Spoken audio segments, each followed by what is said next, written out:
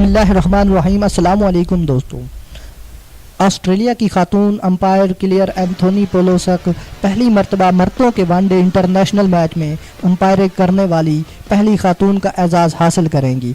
International cricket council (ICC) के मुताबिक clear Polosak Namibia में जारी world cup cricket league division 2 के फाइनल मैच में फील्ड अंपायर की खिदमत सर अंजाम देगी, जो ओमान और नमीबिया की टीमों के दरमियान खेला जाएगा।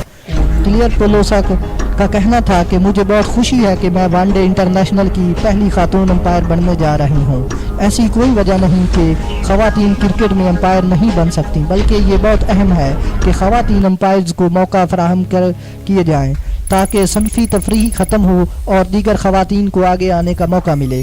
उन्होंने मज़ीद कहा कि मेरा अंपायर बनना पूरी टीम की मेहनत है, जिसके लिए मैं इन तमाम अंपायर्स का शुक्रिया अदा करती हूँ जिन्होंने मेरे साथ काम किया, जबकि मकामी cricket association NS cricket umpires और स्कोरर्स ऑस्ट्रेलवी क्रिकेट एसोसिएशन समेत दोस्तों और अहले खाना का भी शुक्रिया अदा करती हूँ जिन्होंने हर अच्छे बुरे वक्त में मेरा साथ दिया।